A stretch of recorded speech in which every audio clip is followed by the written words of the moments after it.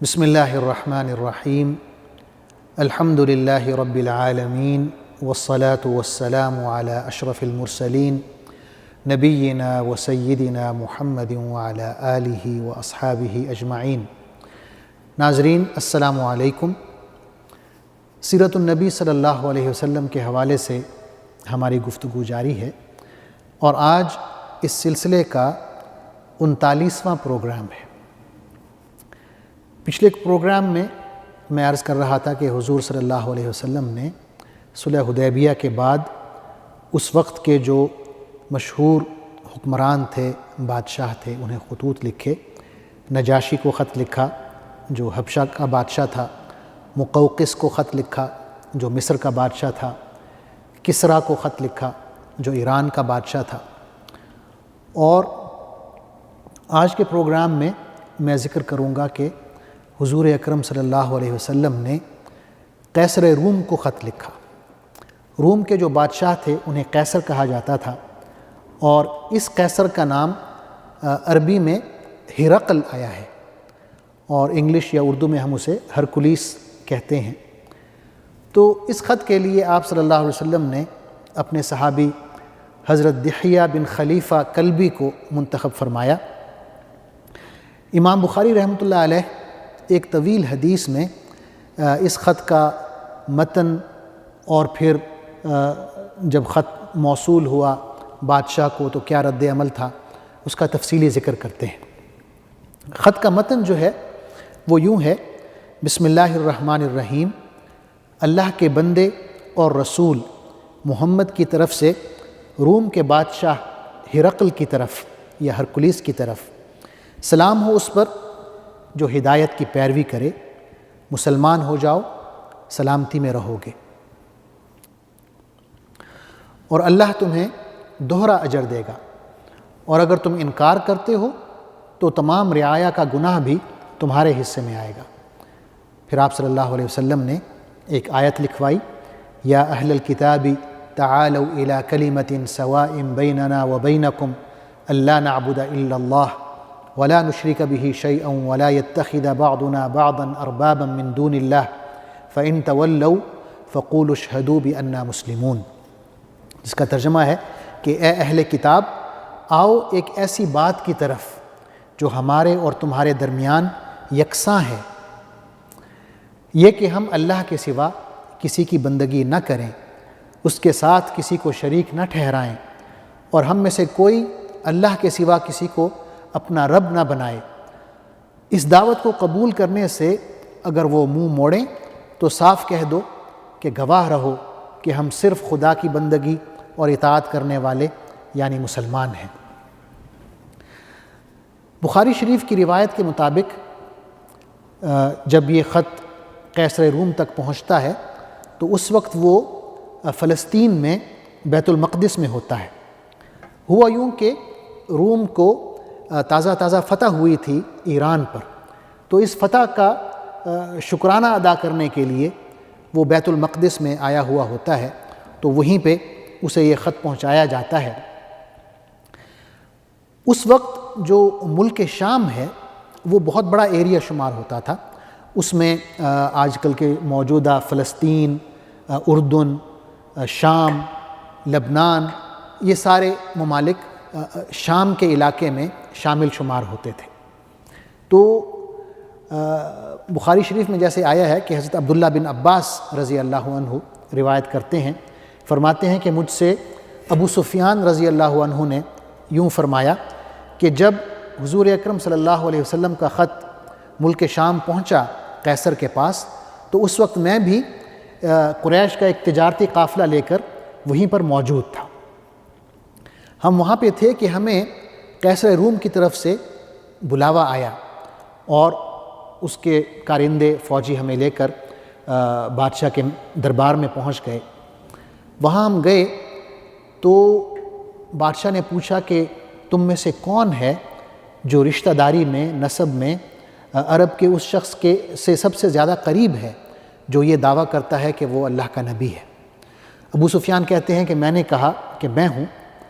تو بادشاہ نے ہم سب کو آگے بلایا، مجھے آگے کھڑا کیا، میرے ساتھیوں کو جو میرے ساتھ قافلے میں آئے تھے انہیں پیچھے کھڑا کیا، اور میرے ساتھیوں سے بادشاہ نے کہا کہ یہ جو شخص ہے یعنی ابو سفیان، اس کے بارے میں اس شخص کے بارے میں سوالات پوچھوں گا جس نے نبوت کا دعویٰ کیا ہے، اور اگر یہ شخص یعنی ابو سفیان غلط بیانی کرے تو تم سب اسے ٹوک دینا اور جھٹلا دینا۔ ابو سفیان کہتے ہیں کہ اگر مجھے یہ ڈر نہ ہوتا کہ میرے اپنے ساتھی جو ہیں مجھے جھٹلا دیں گے تو میں یقیناً ضرور ضرور حضور صلی اللہ علیہ وسلم پر جھوٹ بولتا، کیونکہ اس وقت ابھی وہ مسلمان نہیں ہوئے تھے، بلکہ صلح حدیبیہ کے بعد امن کا معاہدہ ہو چکا تھا، تو اس معاہدے کے تحت وہ تجارت کے لیے نکلے ہوئے تھے۔ تو ابو سفیان فرماتے ہیں کہ بادشاہ نے جو سب سے پہلا سوال مجھ سے کیا وہ یہ کیا کہ یہ شخص یعنی محمد صلی اللہ علیہ وسلم حسب نسب میں تمہارے درمیان کیسے ہیں؟ تو ابو سفیان کہتے ہیں کہ میں نے کہا کہ وہ ہم میں سب سے اونچے خاندان سے تعلق رکھتے ہیں۔ بادشاہ نے پھر پوچھا کہ کیا ایسا ہوا ہے کہ اس سے پہلے کسی شخص نے نبوت کا دعویٰ کیا ہو؟ ابو سفیان کہتے ہیں کہ میں نے نفی میں جواب دیا کہ ایسا نہیں ہوا کہ آپ سے پہلے کسی نے کوئی ایسا دعویٰ کیا ہو نبوت کا۔ بادشاہ نے یہ پوچھا تیسرا سوال کہ کیا اس شخص کے آباء و اجداد میں کوئی بادشاہ گزرا ہے؟ ابو سفیان کہتے ہیں کہ میں نے نفی میں جواب دیا کہ ایسا نہیں ہے، کوئی بادشاہ نہیں گزرا۔ پھر چوتھا سوال اس نے یہ کیا کہ کیا اس شخص کے پیروکار بڑھ رہے ہیں یا گھٹ رہے ہیں؟ ابو سفیان کہتے ہیں کہ میں نے جواب دیا کہ ان کے پیروکار جو ہیں وہ تو مسلسل بڑھ رہے ہیں۔ پھر بادشاہ نے پوچھا کہ کیا ایسا بھی ہوتا ہے کہ کوئی شخص ان پر ایمان لائے اور بعد میں اس کو احساس ہو کہ اس نے غلط فیصلہ کیا ہے تو وہ ان کے دین کو چھوڑ کر واپس اپنے پرانے دین کی طرف چلا جائے؟ ابو سفیان کہتے ہیں کہ میں نے جواب دیا کہ ایسا نہیں ہوتا، جو اسلام قبول کرتا ہے وہ پھر ہمیشہ کے لیے مسلمان ہی رہتا ہے، واپس اپنے دین میں نہیں جاتا۔ بادشاہ نے پھر پوچھا کہ کیا کبھی ایسا ہوا کہ نبوت کے اعلان سے پہلے اس شخص پر کسی نے کبھی جھوٹ بولنے کا الزام لگایا ہو؟ ابو سفیان کہتے ہیں کہ نہیں، کبھی ایسا نہیں ہوا، کبھی کسی نے ان پر جھوٹ بولنے کا الزام نہیں لگایا۔ پھر بادشاہ یہ پوچھتا ہے کہ کیا کبھی اس شخص نے بد عہدی کی، یعنی کوئی معاہدہ کیا اور اس کو توڑ دیا؟ ابو سفیان کہتے ہیں کہ نہیں، کبھی ایسا نہیں ہوا، لیکن ساتھ ہی وہ یہ بھی کہہ دیتے ہیں کہ ابھی ہمارا ان سے ایک معاہدہ ہوا ہے، یعنی صلح حدیبیہ کی طرف اشارہ کرتے ہیں، اور مجھے نہیں پتہ کہ اس معاہدے کے بارے میں وہ مستقبل میں کیا کریں گے۔ ابو سفیان کہتے ہیں کہ میں زیادہ سے زیادہ محمد صلی اللہ علیہ وسلم پر اتنی تنقید کر سکا، اس سے زیادہ نہیں کر سکا۔ اس کے بعد بادشاہ پوچھتا ہے کہ کیا تم لوگوں کی اس شخص سے کبھی جنگ بھی ہوئی ہے؟ تو ابو سفیان کہتے ہیں کہ ہاں، جنگیں ہوتی رہی ہیں۔ بادشاہ پوچھتا ہے کہ اس کا کیا نتیجہ رہا؟ تو ابو سفیان کہتے ہیں کہ کبھی ہمیں کامیابی ہوتی تھی، کبھی انہیں کامیابی ہوتی تھی، تو اس طرح کبھی ہم ان کے بندے قتل کر دیتے تھے، کبھی وہ ہمارے بندے قتل کر دیتے تھے۔ آخر میں بادشاہ پوچھتا ہے کہ یہ شخص تمہیں کیا کہتا ہے، کیا حکم دیتا ہے، کن باتوں کا حکم دیتا ہے؟ تو ابو سفیان کہتے ہیں کہ میں نے کہا کہ یہ شخص ہمیں کہتا ہے کہ صرف اللہ کی عبادت کرو، اللہ کے ساتھ کسی کو شریک نہ ٹھہراؤ، اپنے آباء و اجداد کی جو رسوم و رواج ہیں ان کو چھوڑ دو۔ یہ شخص ہمیں نماز کا حکم دیتا ہے، سچ بولنے کا حکم دیتا ہے، پاک دامنی کا حکم دیتا ہے، اور صلہ رحمی کا حکم دیتا ہے۔ بادشاہ نے کہا کہ میں نے تم سے اس شخص کے نسب کے بارے میں پوچھا ہے اور تم نے کہا کہ یہ اونچے خاندان سے تعلق رکھتا ہے، اور انبیاء ایسے ہی ہوتے ہیں، ان کا تعلق اپنی اپنی قوم کے سب سے اعلیٰ اور اونچے خاندان سے ہوتا ہے۔ پھر بادشاہ نے کہا کہ میں نے تم سے یہ پوچھا تھا کہ کیا ایسا بھی ہوا کہ اس سے پہلے کسی شخص نے نبوت کا دعویٰ کیا ہو اور تم نے نفی میں جواب دیا؟ اگر تمہارا جواب ہاں میں ہوتا تو میں یہ سوچتا کہ ہو سکتا ہے کہ یہ شخص جو ہے ایسے ہی کسی دعوے کو دہرا رہا ہے جو اس سے پہلے کسی نے کیا ہے۔ پھر بادشاہ کہتا ہے کہ میں نے تم سے یہ پوچھا کہ اس کے آباء و اجداد میں کوئی بادشاہ گزرا ہے؟ تم نے اس کا جواب بھی نفی میں دیا۔ اگر تمہارا جواب ہاں میں ہوتا تو میں یوں کہتا کہ یہ شخص جو ہے اپنے باپ دادا کی جو بادشاہت ہے اس کا طلبگار ہے، اسے دوبارہ حاصل کرنا چاہتا ہے۔ پھر بادشاہ کہتا ہے کہ میں نے تم سے یہ پوچھا کہ اعلان نبوت سے پہلے کیا کبھی ایسا ہوا کہ تم میں سے کسی شخص نے اس پر جھوٹ بولنے کا الزام لگایا ہو؟ تمہارا جواب نفی میں تھا، اور میں نے یہ سوچا کہ یہ ممکن نہیں ہے کہ کوئی شخص لوگوں کے ساتھ تو جھوٹ نہ بولے اور اللہ پر جھوٹ بول دے، یوں کہے کہ میں اللہ کا نبی ہوں۔ پھر بادشاہ نے کہا کہ میں نے تم سے یہ پوچھا کہ طاقتور لوگ اس کی پیروی کرتے ہیں یا کمزور لوگ؟ اور تم نے یہ کہا کہ معاشرے کے جو کمزور لوگ ہیں وہ اس شخص کی پیروی کرتے ہیں، اور انبیاء کا یہی حال ہوتا ہے، معاشرے کے جو کمزور لوگ ہوتے ہیں وہی رسولوں کی پیروی کرتے ہیں، اتباع کرتے ہیں۔ پھر بادشاہ نے کہا کہ میں نے تم سے یہ پوچھا کہ ان کے جو پیروکار ہیں ان کی تعداد بڑھتی ہے یا گھٹتی ہے؟ اور تم نے یہ کہا کہ ان کی تعداد جو ہے بڑھتی ہے، اور یہی ایمان کا حال ہے کہ بڑھتا رہتا ہے جب تک مکمل نہ ہو جائے۔ بادشاہ نے کہا کہ پھر میں نے تم سے یہ پوچھا کہ کیا ان کے پیروکاروں میں ایسے بھی ہیں جو ایمان لے آئیں اور پھر کچھ عرصے بعد واپس اپنے پرانے مذہب کی طرف لوٹ جائیں؟ تمہارا جواب نفی میں تھا، اور میں نے اسی بات کا مجھے یقین ہوا کہ ایمان ایک دفعے دل میں آ جائے تو نکلتا نہیں ہے، وہ دل میں جگہ پکڑ لیتا ہے۔ پھر بادشاہ نے کہا کہ میں نے تم سے یہ پوچھا کہ کیا یہ شخص بدعہدی کرتا ہے، معاہدہ کر کے توڑتا ہے؟ تم نے نفی میں جواب دیا، اور رسولوں کی بھی یہی شان ہوتی ہے کہ وہ بدعہدی نہیں کرتے۔ پھر بادشاہ نے کہا کہ میں نے تم سے یہ پوچھا کہ یہ شخص تمہیں کس چیز کا حکم دیتا ہے، کن باتوں کا حکم دیتا ہے؟ تم نے کہا کہ یہ ہمیں حکم دیتا ہے کہ ہم صرف اللہ کی عبادت کریں، شرک نہ کریں، بت پرستی نہ کریں۔ یہ ہمیں حکم دیتا ہے کہ ہم نماز پڑھیں، سچ بولیں، پاک دامنی کی عفت والی زندگی گزاریں۔ اگر جو کچھ تم کہہ رہے ہو وہ سچ ہے تو میں قسم کھاتا ہوں کہ میں جس جگہ پہ کھڑا ہوں یہ شخص اس زمین پر بھی قابض ہو جائے گا۔ پھر بادشاہ نے کہا کہ مجھے معلوم تھا کہ آپ کا جو زمانہ ہے، آخری نبی کا زمانہ، وہ قریب ہے، لیکن یہ میرے گمان میں نہیں تھا کہ آخری نبی جو ہیں وہ عربوں سے آئیں گے۔ اگر میرے بس میں ہوتا کہ میں آپ کی خدمت میں حاضر ہوں تو میں ضرور جاتا، اور اگر یہ میرے نصیب میں ہوتا کہ میں ان سے ملاقات کر سکوں تو میں آپ کے پاؤں دھوتا اور آپ کی خدمت کرتا۔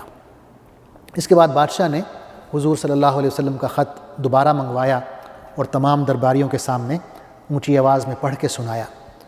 جب خط مکمل ہوا تو ایک شور و غل پیدا ہوا، اور جب شور شرابہ زیادہ ہو گیا تو ابو سفیان رضی اللہ عنہ اور ان کے ساتھیوں کو دربار سے باہر نکال دیا گیا۔ باہر آ کے ابو سفیان کہتے ہیں کہ میں نے اپنے ساتھیوں سے کہا کہ محمد کی شان تو بہت بڑھ گئی ہے، اب روم کا بادشاہ بھی ان سے ڈرنے لگا ہے۔ ابو سفیان کہتے ہیں کہ اس وقت مجھے یقین ہو گیا کہ محمد صلی اللہ علیہ وسلم کا دین غالب آ کر رہے گا، اور اس وقت سے اسلام آہستہ آہستہ میرے دل میں داخل ہونا شروع ہو گیا۔ تو ناظرین، یہ قیصر روم کی طرف خط کے حوالے سے تفصیلات تھیں۔ اس کے بعد جو آپ صلی اللہ علیہ وسلم نے خط بھیجا ہے وہ بحرین کے بادشاہ کی طرف بھیجا ہے۔ بحرین کا بادشاہ منذر بن ساوا، اس خط کے لیے آپ صلی اللہ علیہ وسلم نے حضرت علا بن حضرمی کو منتخب کیا۔ بحرین کا بادشاہ مسلمان ہو جاتا ہے، اور اس کے اسلام لانے سے بحرین کی ایک کثیر آبادی جو ہے وہ بھی مسلمان ہو جاتی ہے۔ کچھ آتش پرست اور یہودی اپنے دین پر قائم رہتے ہیں جن پر جزیہ بطور ٹیکس کے لاگو کیا جاتا ہے۔ اسی طرح حضور صلی اللہ علیہ وسلم نے عمان کے بادشاہ کو خط لکھا۔ عمان، جس کا موجودہ دارالحکومت مسقط ہے، اس وقت عمان پر 2 بھائیوں کی حکومت تھی، ایک کا نام جعفر ہے اور ایک کا نام عبد ہے۔ اور اس خط کو آپ صلی اللہ علیہ وسلم نے اپنے صحابی حضرت عمرو بن عاص رضی اللہ عنہ کے حوالے کیا اور انہیں بطور ایلچی کے عمان بھیجا۔ حضرت عمرو بن عاص رضی اللہ عنہ اپنا قصہ سناتے ہیں کہ آپ کئی دن تک ان دونوں بھائیوں کو دین کی دعوت دیتے رہے، یہاں تک کہ اللہ تعالیٰ نے ان کے دل میں دین کی جو حقانیت تھی اسے ثابت کیا اور اس کی حقانیت کے قائل ہو گئے اور مسلمان ہو گئے، اور عمان جو ہے اس میں بھی اسلام داخل ہوا۔ اس کے بعد کچھ قبائل بھی ہیں جن کی طرف آپ صلی اللہ علیہ وسلم نے خطوط بھیجے۔ ان میں ایک یمامہ کا سردار ہے حوزہ بن علی، اس نے خط جو ہے وہ دیکھا اور اسلام لانے سے انکار کیا۔ دوسرا خط جو ہے دمشق کا حاکم ہے حارث بن ابی شمر غسانی، اس کی طرف بھی خط بھیجا گیا، اسلام کی دعوت دی گئی، اور اس نے بھی نہ صرف یہ کہ اسلام قبول کرنے سے انکار کیا بلکہ بدتمیزی بھی کی۔